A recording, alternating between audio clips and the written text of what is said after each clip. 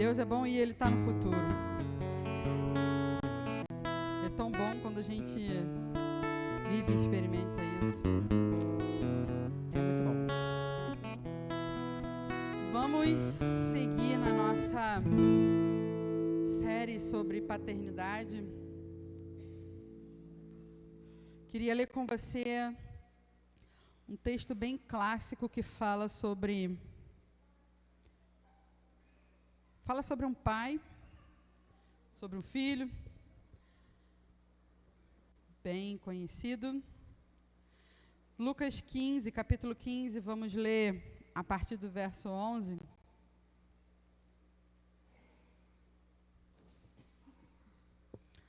Diz assim: E Jesus continuou: O homem tinha 2 filhos e o mais novo reivindicou do seu pai: Pai, me dá a parte da herança que eu tenho direito? E consentindo, o pai repartiu sua propriedade entre eles. Não se passou muito tempo e o filho mais novo reuniu tudo o que tinha, partindo para terras distantes, e lá esbanjou todos os seus bens, vivendo de forma irresponsável. Coincidentemente, após haver gasto tudo o que possuía, abateu-se sobre toda aquela região uma grande fome, e ele começou a passar muita necessidade. Por esse motivo foi empregar-se com um dos cidadãos daquela região, que o mandou para o campo a fim de cuidar dos porcos. Ali chegou a ter vontade de encher o estômago com as vagens de alfarrobeira com as quais os porcos eram alimentados. No entanto, ninguém lhe dava absolutamente nada. Foi quando, caindo em si, falou consigo mesmo: Quantos empregados de meu pai têm comida com fartura, e eu aqui morrendo de fome? Levantar-me-ei, tomarei o caminho de volta para o meu pai, e ao chegar-lhe, confessarei: Pai, pequei contra o céu e contra ti. Não sou mais digno de ser chamado teu filho. Trata-me como um dos teus trabalhadores. E logo em seguida levantou-se e saiu na direção do pai. Vinha caminhando ele ainda distante, quando seu pai o viu, e pleno de compaixão, correu ao encontro do seu filho, e muito o abraçou e o beijou. Então o filho lhe declarou: Pai, pequei contra o céu e contra ti, não sou mais digno de ser chamado seu filho. Entretanto, o pai ordenou aos seus servos: Trazei depressa a melhor roupa, vesti-o com distinção, ponde-lhe um anel de autoridade e as sandálias de filho. Também trazei o novilho gordo e preparai. Comamos, façamos uma grande festa e regozijemo-nos, porque este meu filho estava morto e voltou à vida, estava perdido e foi encontrado. E começaram a celebrar o seu regresso. Entre mentes, o filho mais velho estava no campo. Quando foi se aproximando da casa do pai, ouviu o som da música e das danças. Então chamou um dos servos e indagou-lhe sobre o que estava acontecendo. Este informou: Teu irmão regressou e o teu pai mandou matar o novilho gordo, porque o recebeu de volta, são e salvo.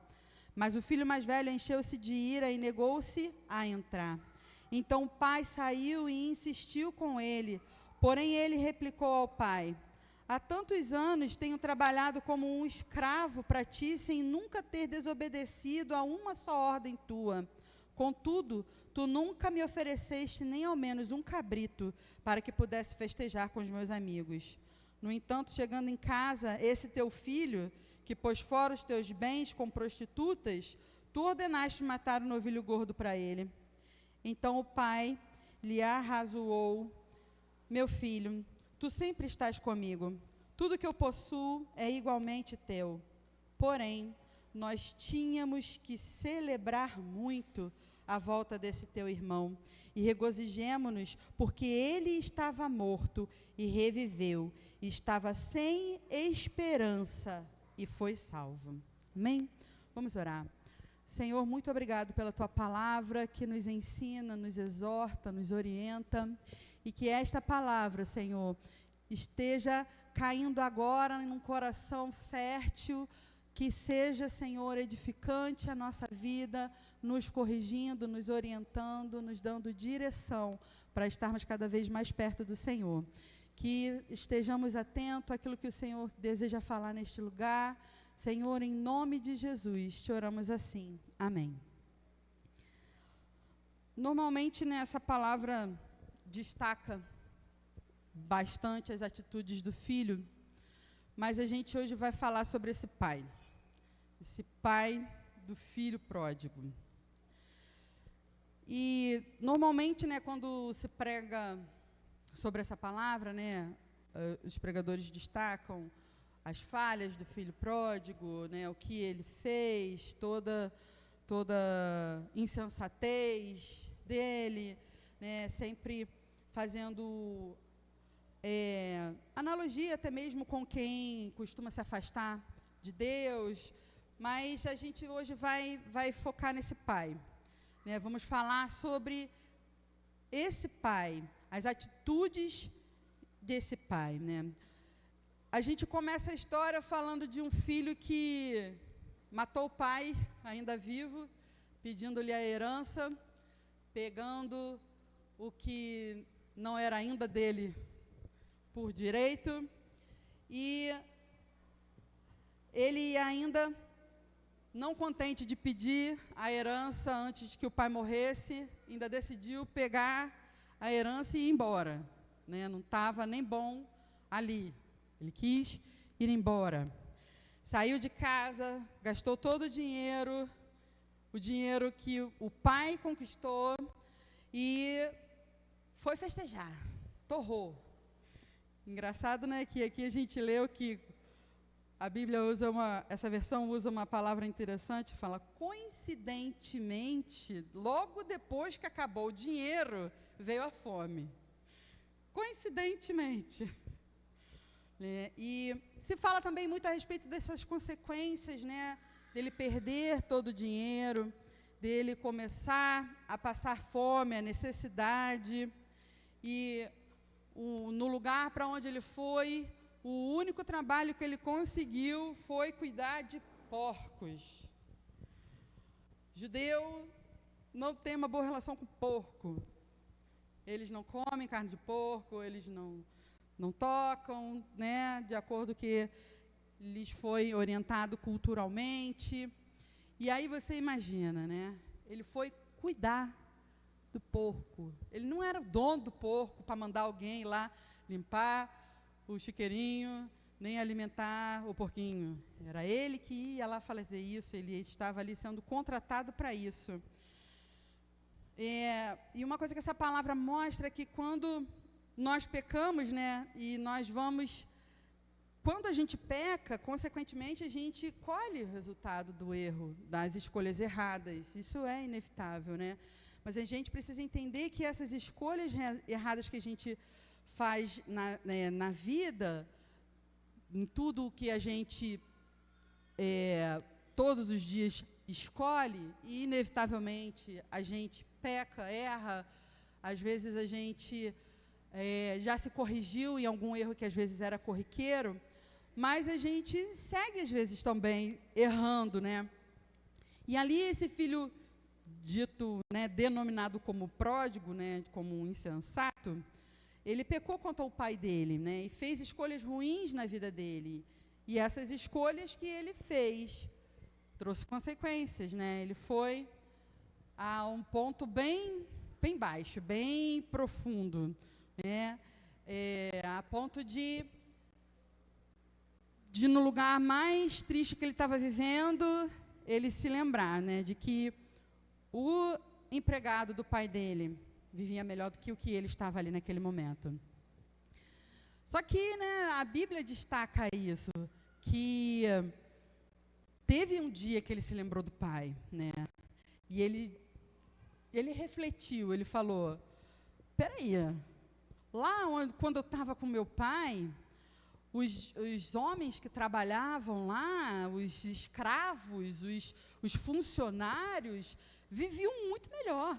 Eles tinham onde dormir, eles tinham o que comer, eles tinham o que vestir, E além disso, ainda recebiam para trabalhar lá na casa do meu pai, tinham um pagamento, um salário. Vou lá pedir um emprego para o meu pai.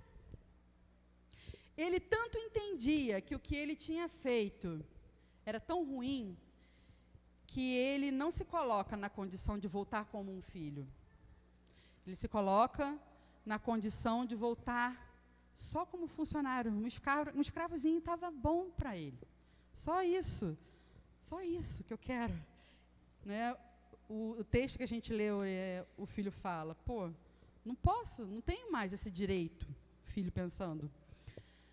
E quando ele volta, né, a gente vai aqui focar nesse verso 20, que é o que a gente vai destacar algumas ações desse pai aqui nesse versículo 20. Diz assim o versículo 20, eu vou ler de novo para você. Logo em seguida, depois que o filho refletiu que lá na casa do pai, mesmo sendo escravo, ele ia estar melhor do que onde ele estava, ele falou, se levantou, saiu em direção do pai, vinha caminhando ele ainda distante, quando o pai o viu, e pleno de compaixão, correu ao seu encontro, e muito o abraçou e o beijou. O que esse pai fez quando esse filho chegou, né? Que resposta surpreendente desse pai. De um pai que vai ensinar para a gente a primeira ação aqui no versículo que a gente vai destacar é a compaixão. Ele não olhou para a situação do filho, mesmo distante, talvez ele não estivesse ainda nem enxergando muito bem o estado precário que o filho estivesse, mas ainda assim, mesmo distante, vendo o filho vir lá longe, ele já se encheu de compaixão. Ele já sabia que para o filho decidir retornar, algo havia acontecido. E o que tinha acontecido, né? Ele sentiu uma íntima compaixão quando viu o filho. Ele não sentiu ódio, ele não sentiu ira, ele não quis humilhar aquele filho, ele não decidiu ficar parado esperando ele que venha até mim e se humilhe e me peça perdão. Não foi essa a atitude do pai. Na maioria das vezes, né, quando a gente se depara com alguém ou alguma situação que nos afronta, que está errado contra a gente, como o pastor Jonas diz, fica igual siri na lata. Né? A gente fica lá assim, indignado, né? Muito querendo justiça. Isso não está certo, eu ouço muito isso, mas isso não é justo no meu local de trabalho, mas isso não é justo, isso não é justo. E aquele pai estaria, né, ali talvez num direito, né? Na maioria das vezes em que nós fazemos coisas erradas, a nossa tendência é achar que Deus também está zangado com a gente, porque a gente, algumas vezes, algumas pessoas na maioria das vezes, algumas pessoas algumas vezes, a gente fica zangado quando alguém erra contra a gente. E aí a gente usa a régua, que a gente usa para medir, a gente se mede e mede todo mundo. Então a gente acha também que quando a gente erra e peca contra Deus, Deus também fica zangadão. Né? A ponto de como a gente decidir humilhar, ou se irar, se irritar, negar uma aproximação. Deus não quer saber.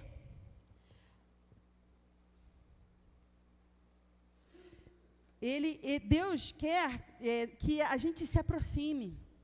Ele não quer que a gente tenha impedimento para a gente se aproximar dele. Assim como aqui, no verso 20, a gente viu que o pai nem esperou, né? A conclusão aqui a gente vê que ele nem esperou o filho se aproximar, mas ele já se encheu de uma tamanha compaixão só de ver o filho vindo. Ele não sabia se o filho teria ali a resposta que ele estava esperando, né? Mas ele se enche de compaixão. Quando Deus nos vê numa situação difícil, sofrendo, quando Ele nos vê pecando, quando Ele nos vê vivendo consequências ruins das nossas escolhas, Ele não olha para a gente com um olhar de condenação. Ele nos olha com um olhar de compaixão. E é aqui, muitas vezes, que a gente é enganado pelo diabo, né? Porque, voltando a falar da prática errada aqui do filho, maior parte das vezes, quando a gente erra, vacila, a gente quer fazer lá igual Adão, né? Se esconder. Adão e Eva, no início, quer se esconder, quer evitar, mas o que Deus quer é que a gente se aproxime, porque Ele não está nos olhando com um olhar de condenação, mas de compaixão, para que sejamos perdoados e restaurados. Sempre que a gente vê, né, na palavra de Deus, Jesus, quando está junto às multidões, realizando milagres, algumas passagens falam dessa compaixão que Jesus se enche ao olhar as multidões, as pessoas que estão doentes, quem estava precisando de um milagre. A Bíblia sempre destaca essa compaixão. Outra palavra que a gente vê aqui destacada no versículo 20 é a maneira, a ação com que esse pai, como ele reagiu ao ver de longe o filho. O texto diz que ele se encheu de compaixão e correu ao encontro. Assim, porque ele estava cheio de compaixão, ele pôde correr. Porque se ele desejasse vingança, justiça, restituição, ele não teria corrido ao encontro, ele teria esperado. Ele que veio aqui. Deve estar voltando porque deve estar querendo mais, né? Deve ter gastado tudo, deve estar querendo mais, né? Isso talvez um pai natural falasse. Mas a gente está aqui comparando as atitudes desse pai, de um filho que agiu de maneira errada, mas que tinha nesse pai alguém que poderia trazer ele de volta e restaurá-lo. O filho ainda não tinha chegado em casa. O pai viu de longe. E eu não sei aqui quem é pai, se já teve a terrível experiência, sensação de que perdeu o filho. Uma vez a minha mãe sonhou que a Luísa tinha sumido, que ela tinha saído com a Luísa e ela tinha perdido a Luísa. Minha mãe acordou desesperada. Então, a sensação de perder um filho em algum lugar, uma vez também a gente perdeu as meninas. Foi Luísa ou foi Laís, Delcio, que dormiu lá? Luísa, pequenininha, estamos numa loja, Luísa sempre dormiu muito bem, né? Se deitou lá no meio de umas roupas, lá dormiu, e a gente desesperado, procurando Luísa, cadê Luísa?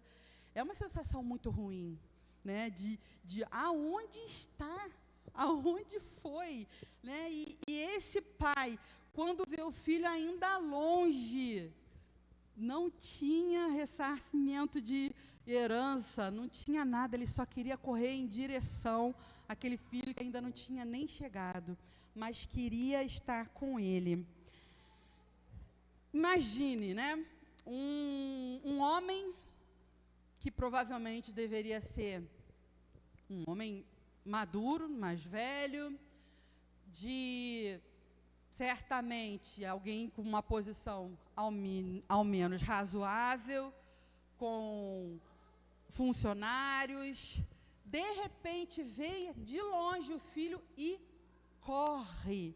Ele não andou depressa, ele não caminhou na direção, a Bíblia diz que ele correu ao encontro. Havia naquele pai o desejo ardente de encontrar o quanto antes aquele filho. Imagina, né, um homem que não se preocupou com a posição que ocupava, com o que os seus liderados, seus funcionários pensariam. Certamente rolou lá no rádio corredor, entre os funcionários, patrona, doido, deu herança para o filho meteu o pé, deve estar gastando tudo por aí, aí agora, ó, para você ver, sai correndo na direção do filho. Rolou, gente, rolou esse papo, rolou.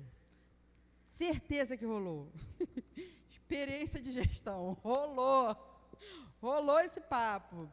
A gente vê esse homem correndo em direção ao seu filho, no meio do monte de um funcionário da fazenda dele, sem se importar com o que os outros iam achar. Ele só queria externar a compaixão que ele estava direcionando àquele filho que estava perdido.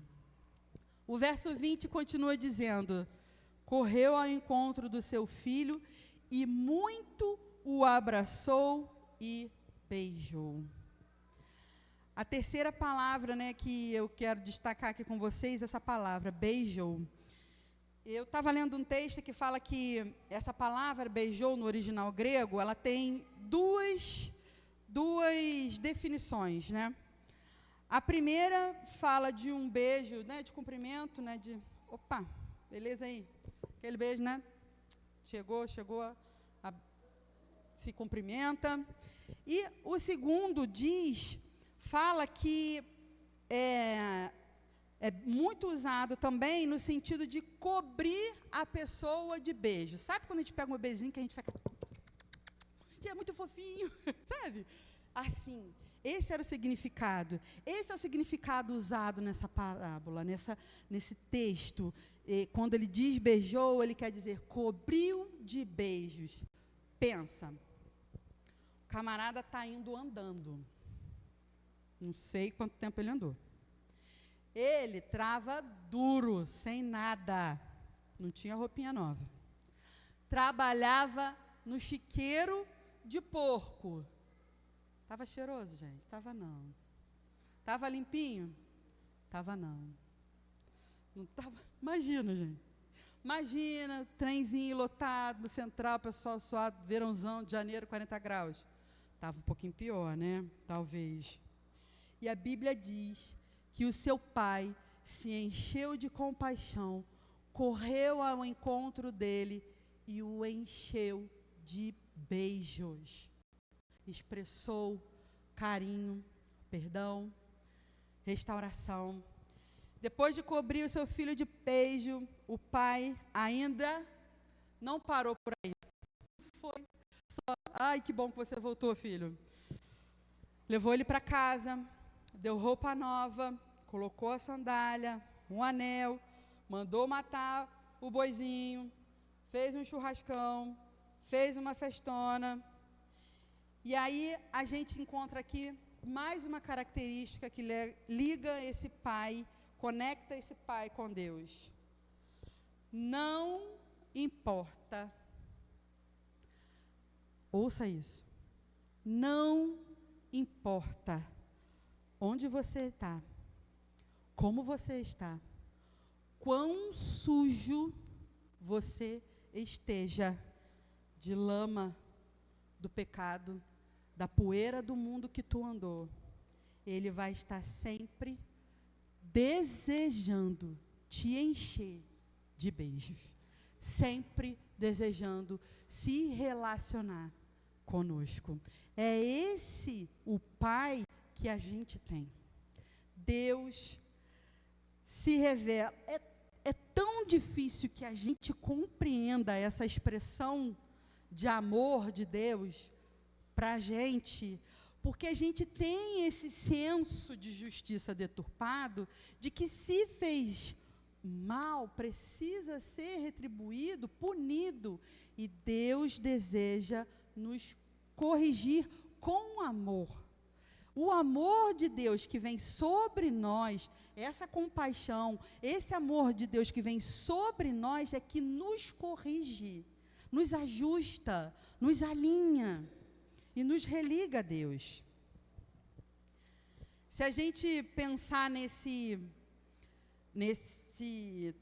tudo que esse filho fez, né?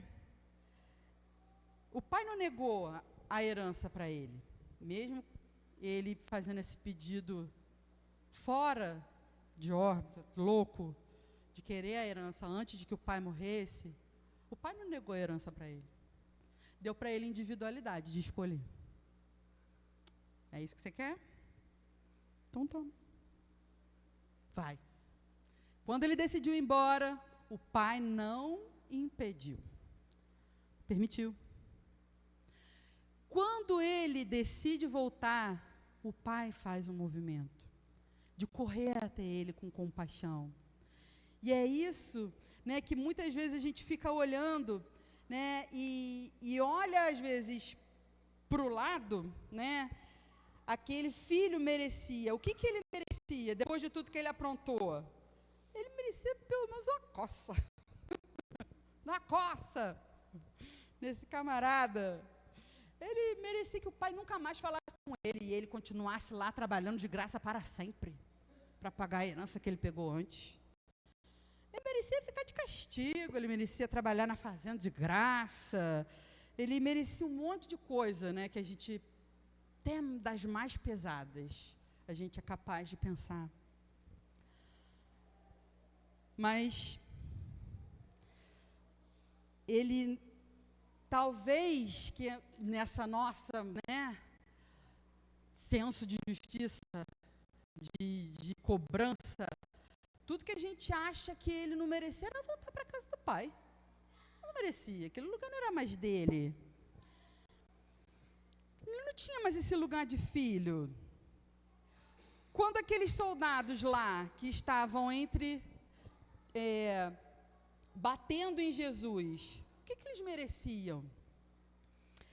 Quando as pessoas gritaram, crucifica, crucifica, o que elas mereciam? Quando um dos ladrões lá do lado de Jesus começou a falar, você quer que tu me desse daí? Eu, hein? O que ele merecia? Jesus, a primeira coisa que ele fala depois de crucificado, ele fala, Pai, perdoa-lhes, eles não sabem o que eles estão fazendo. Jesus sempre está nos religando novamente a Deus. Isso é a graça de Deus. Esse pai, ele ensina a gente um grande exemplo de amor.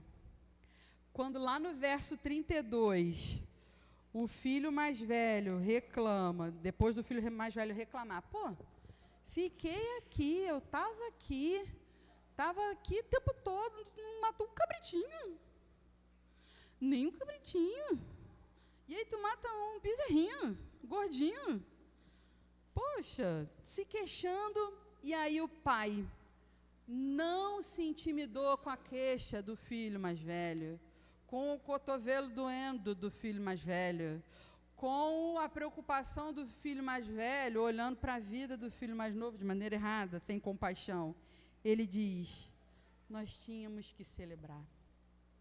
Nós precisávamos celebrar muito, aqui fala celebrar muito, a volta desse teu irmão.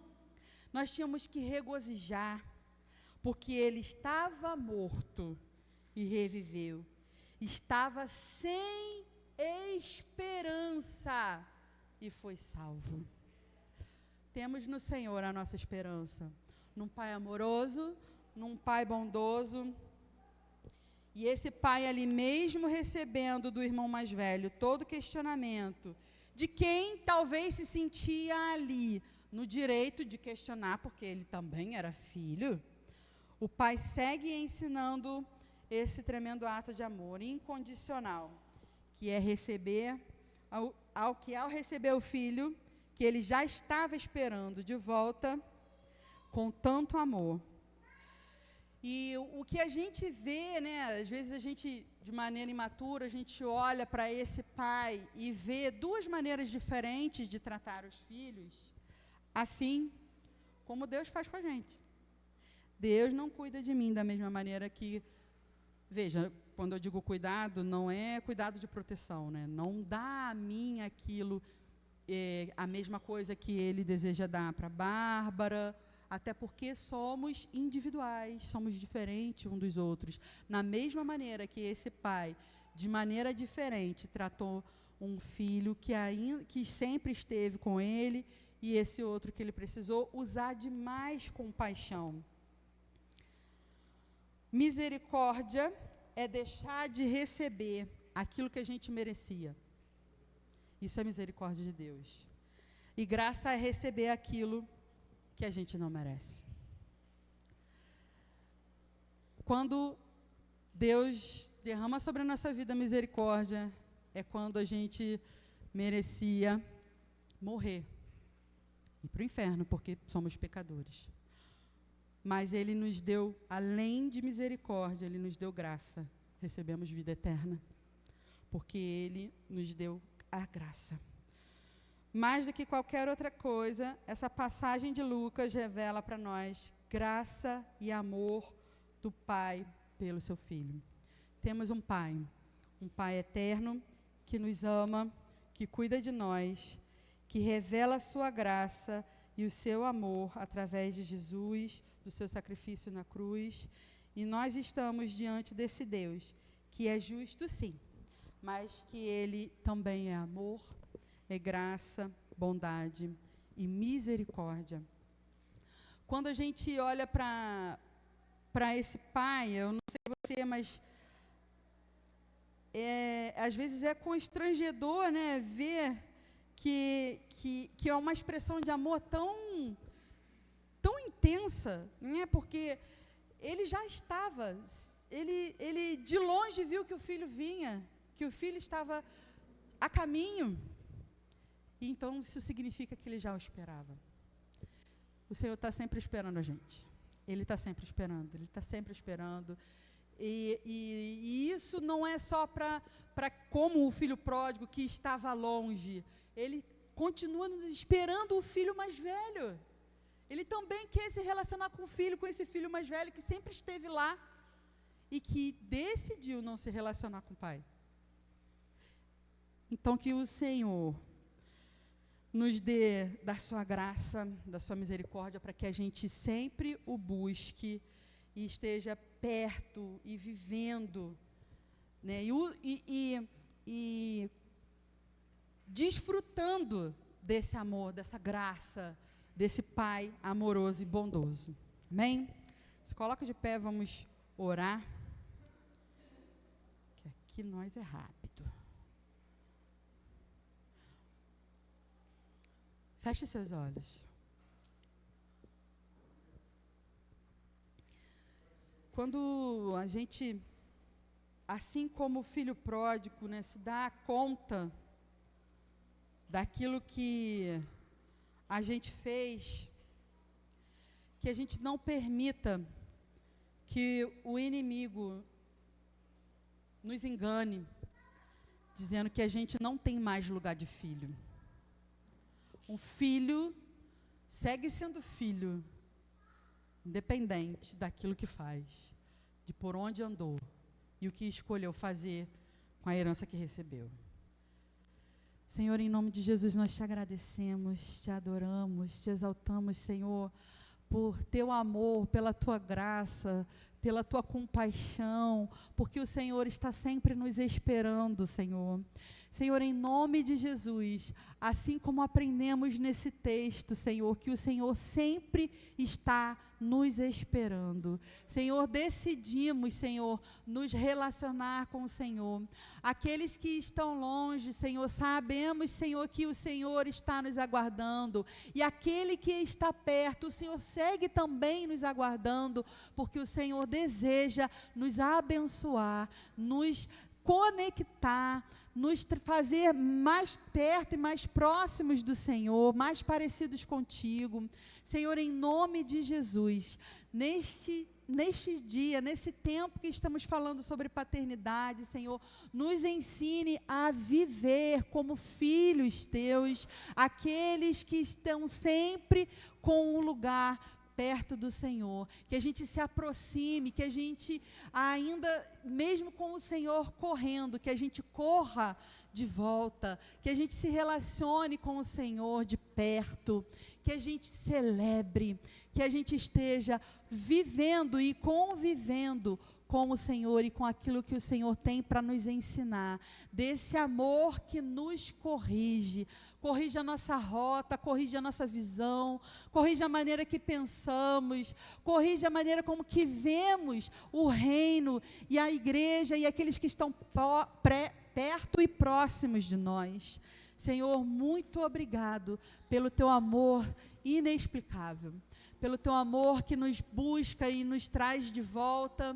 Muito obrigado, Senhor, pela tua graça, pela tua misericórdia, em nome de Jesus. Amém.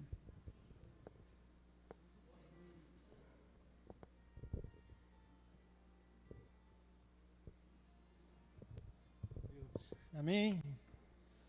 Que bom que você recebeu essa palavra aí.